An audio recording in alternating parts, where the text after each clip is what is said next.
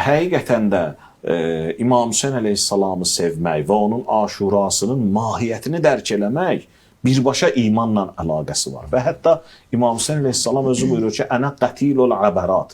Mən göz yaşı şəhidiyəm. La yəzkuruni mu'minun illa və bəka. Məni elə bir mömin olmaz ki, xatırlayanda ağlamasın. Bəli. Yəni, mömindirsə İmam Hüseyn əleyhissalamı xatırlayanda istər-istəməz o kövrələcək, istər-istəməz o ağlayacaq. Çünki iman bunu tələb eləyir. Məsələn, Quran-ı Kərimin ayələrinə biz baxırıq, görürük ki, Allah Taala möminlərə müraciət edəndən sonra bir çox ayələrdə onlara hansısa bir göstərişi verir. Məsələn, buyurur ki, ya eyyuhəl-ləzīnə amanu kutibə aleykumus-siyam. Ey iman gətirənlər, sizə oruc vacib edildi.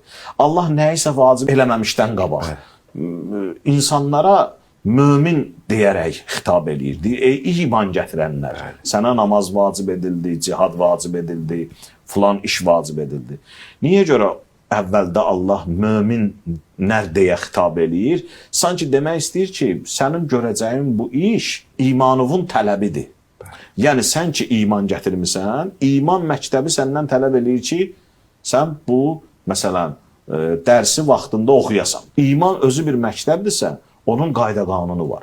Onun qayda qanunlarından da biri həmin elə Peyğəmbər xanədanını, əhl-i beytini sevmək və onların qəm gününə qəmlənmək, şad gününə şadlanmaqdır.